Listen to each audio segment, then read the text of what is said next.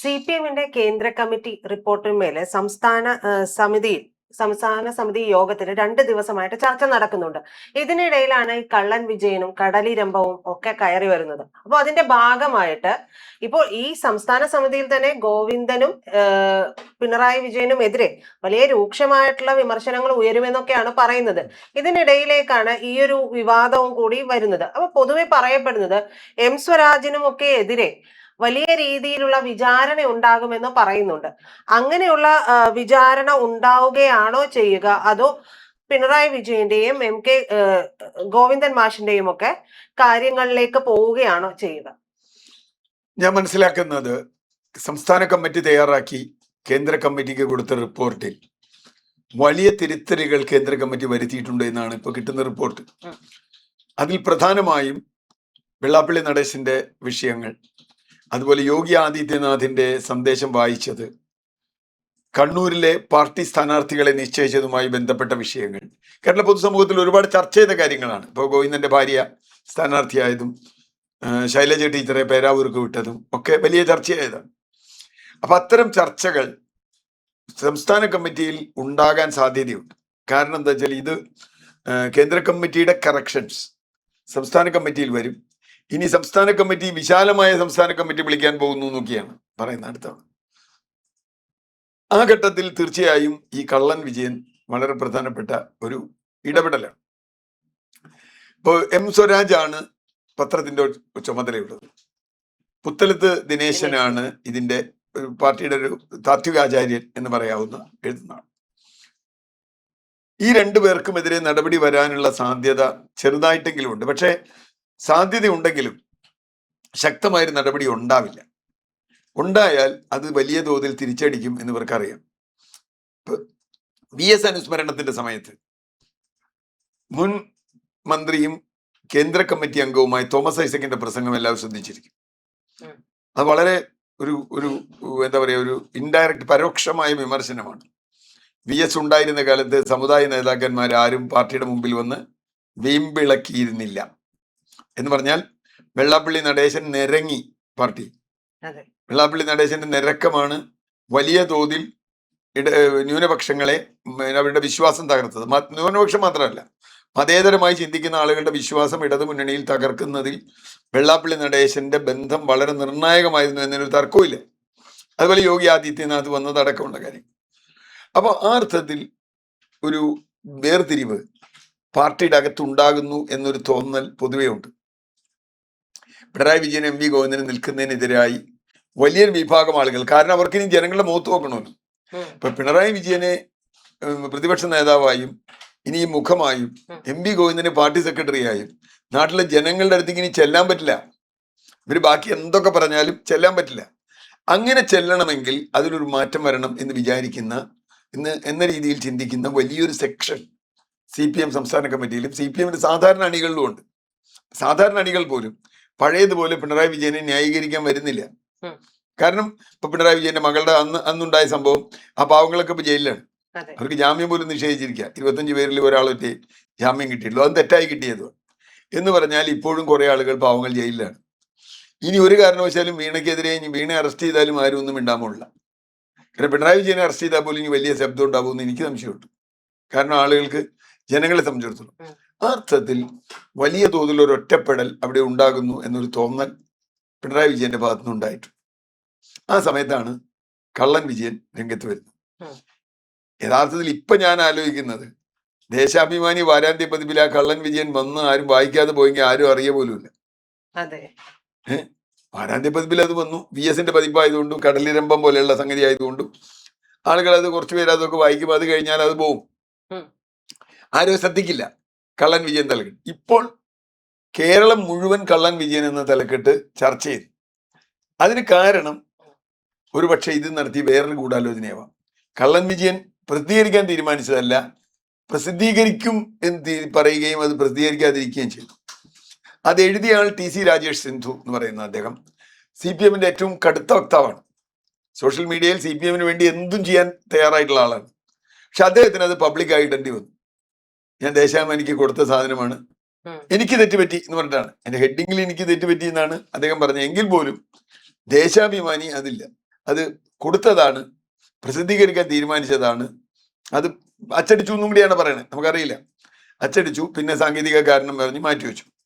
പക്ഷെ ഇതിൽ ഏറ്റവും അബദ്ധമായത് ഇതിനെ ന്യായീകരിച്ച് മെഴുകാൻ വന്ന നമ്മുടെ സ്വരാജിന്റെ വിഷയമാണ്. സ്വരാജ് പറഞ്ഞത് മുഴുവൻ അബദ്ധമായത്. പത്രത്തിൽ എന്താണ് അടിക്കേണ്ടതെന്ന് എഡിറ്റർക്ക് തീരുമാനിക്കാം. വളരെ ശരി. ഒരു പത്രത്തിൽ എന്ത് വരണമെന്ന് എഡിറ്റർക്ക് തീരുമാനിക്കാം. എഡിറ്റർ തീരുമാനിച്ചു, അത് വന്നു, പിന്നെ അത് മാച്ചു. അപ്പൊ ഞങ്ങൾ അത് മാറ്റിയിട്ടില്ല എന്ന് പറഞ്ഞാൽ തലയ്ക്ക് വെളിവുള്ള ആരും വിശ്വസിക്കില്ല. ഇപ്പോൾ എല്ലാവർക്കും അറിയാതെ കള്ളൻ വിജയൻ വന്നു എന്നുള്ളത്. കാരണം അത് എഴുതിയ ആള് തന്നെ സോഷ്യൽ മീഡിയയിൽ ഇട്ടു. അത് എഴുതിയ CPM ഹാൻഡിൽ തന്നെ അത് സോഷ്യൽ മീഡിയ ഇട്ടോടുകൂടി അങ്ങനെ ഒരു സാധനം കൊടുത്തിട്ടുണ്ട്. അതിന്റെ ആള് വന്ന് പറഞ്ഞിട്ടുണ്ട്, മറ്റേ എന്താ പറയാ, കള്ളൻ വിജയൻ എന്ന പേരുള്ള നാടക പ്രവർത്തകൻ തന്നെ നേരിട്ട് വന്ന് പറഞ്ഞു, എന്നെ ഇന്റർവ്യൂ ചെയ്തിട്ടുണ്ട്, എടുത്തിട്ടുണ്ടെന്ന്. അപ്പോ ഇതെല്ലാം സത്യമാണെന്ന് എല്ലാവരും അറിഞ്ഞിരിക്കെ ഇപ്പൊ രാത്രിയാണ് എന്ന് പട്ടാപ്പകൽ വന്ന് പറയുന്ന ഒരു പരിപാടിയാണ് സ്വരാജ് ചെയ്തത്. അത് ആരും വിശ്വസിക്കാൻ പോകുന്നില്ല, ആരും വിശ്വസിക്കില്ല. ശുദ്ധ നുണയാണ് പറഞ്ഞതെന്ന് എല്ലാവർക്കും അറിയാം, സ്വരാജിനും അറിയാം, നാട്ടുകാർക്കും അറിയാം, പാർട്ടിക്കാർക്കും അറിയാം. പക്ഷെ എന്നിട്ടും എന്തിനാ അങ്ങനെ ന്യായീകരിച്ച് മെഴുകിയത്? അദ്ദേഹം ഇത്രയും പറഞ്ഞാൽ മതി. ഞങ്ങളൊരു തെറ്റായ വാർത്ത കണ്ടു, ആ വാർത്ത ഞങ്ങൾ തിരുത്തി, ഇത്രയുള്ളൂ. ഞങ്ങൾ ഒരു സാധനം വന്നു, ഒരു ഫീച്ചർ, ഒരു ഇതുപോലുള്ള ഫീച്ചർ പോലെയുള്ള സാധനമല്ല, അല്ലാണ്ട് വാർത്തയും കൂടിയല്ല.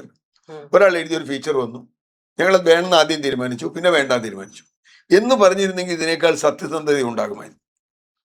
അങ്ങനെ ഒരു സാധനം വന്നിട്ടില്ല, ഇങ്ങനൊന്നും കേട്ടിട്ടേ ഇല്ല, കണ്ടിട്ടേ ഇല്ല എന്ന രൂപത്തിൽ സ്വരാജ് പറയുന്നതിൽ ചെറിയ പ്രശ്നമുണ്ട്. ചെറിയ പ്രശ്നമല്ല, വലിയ പ്രശ്നമുണ്ട്. അപ്പൊ ഈ വിഷയം കത്തിക്കാനാണോ സ്വരാജ് പറഞ്ഞത് എന്ന ചോദ്യമുണ്ട്. ദേശാഭിമാനിയിൽ നിന്ന് തന്നെയാണല്ലോ ഇത് പോയത്. ഇപ്പോ അജയൻ എന്ന് പറയുന്ന എഡിറ്ററെ മാറ്റി എന്ന് പറയുന്നു, മാറ്റിയിട്ടില്ല എന്ന് ഇദ്ദേഹം പറയുന്നു. മാറ്റിയെന്ന് അജയനുമായി ബന്ധപ്പെട്ട ആളുകൾ തന്നെയാണ് പത്രങ്ങൾക്ക് കൊടുത്തത്. അല്ല മുറി പൂട്ടി, അല്ല ഞാൻ അവിടെ കയറണ്ടെന്ന്. അപ്പൊ യഥാർത്ഥത്തിൽ ഇത് മൊത്തം പിണറായി വിജയനെ ചീത്തയാക്കാനുള്ള ഒരു നാടകമാണോ? അതും VSന്റെ 1ാം ചരമവാർഷികത്തിന്റെ സ്പെഷ്യലി. കാരണം അതായിരിക്കും ദേശാഭിമാനി ഏറ്റവും കൂടുതൽ ചർച്ച ചെയ്യാൻ സാധ്യതയുള്ള ഒരു സാധനം. കാരണം VSനെ ഇഷ്ടപ്പെടുന്ന ആളുകൾ ഇപ്പോഴും ഉണ്ട്, ഇഷ്ടം പോലെ പാർട്ടിക്ക് പുറത്തുണ്ട്. അപ്പൊ അങ്ങനെയുള്ളവർക്ക് ഇത് മേടിച്ചത് വായിക്കുമ്പോൾ ഈ കള്ളൻ വിജയൻ കാണും.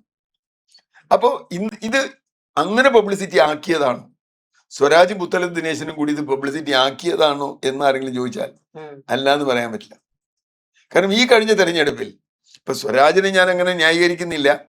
സ്വരാജ് VSന് ക്യാപിറ്റൽ പണിഷ്മെന്റ് കൊടുക്കണം എന്ന് പറഞ്ഞ ആളാണ്, യാതൊരു സംശയവുമില്ല. തൂക്കിക്കൊല്ലണം, വധശിക്ഷ നൽകണം എന്ന് പറഞ്ഞ ആളാണ്. അത് പോട്ടെ, അത് അദ്ദേഹത്തിന് വല്ലാതെ ക്ഷീണമാവുകയും ചെയ്തു. എന്തായാലും ഈ കഴിഞ്ഞ തെരഞ്ഞെടുപ്പിൽ ഒരു കാര്യം ഉറപ്പാണ്, VSനെ അനുകൂലിക്കുന്ന ആരും CPMന് വോട്ട് ചെയ്തിട്ടില്ല.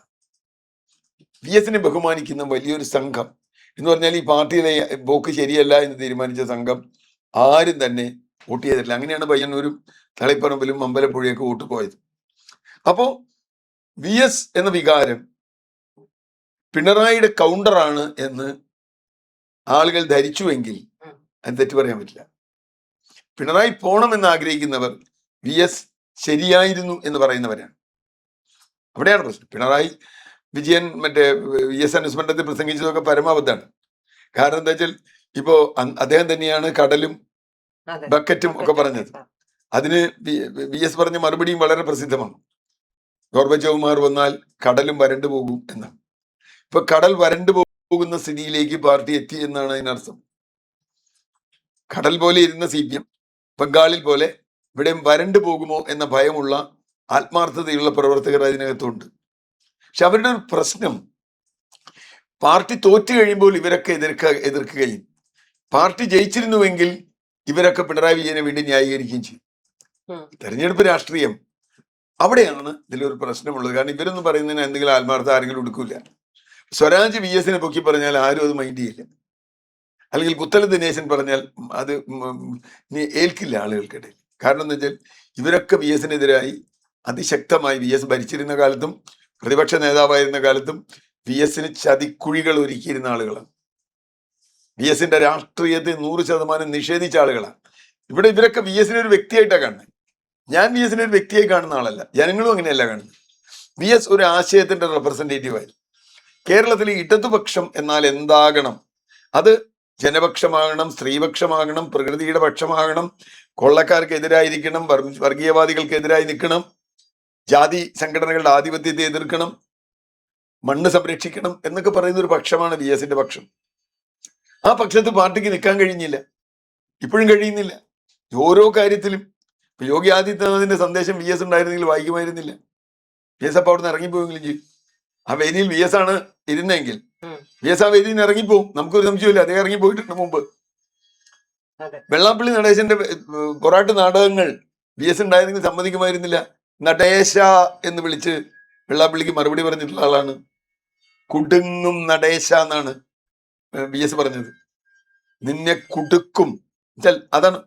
അപ്പോ നടേശനെ പോലെ ഒരാളെ, വെള്ളാപ്പള്ളി നടേശനെ പോലെ ഒരാളെ ഒരിക്കലും വി എസ് അംഗീകരിക്കില്ല.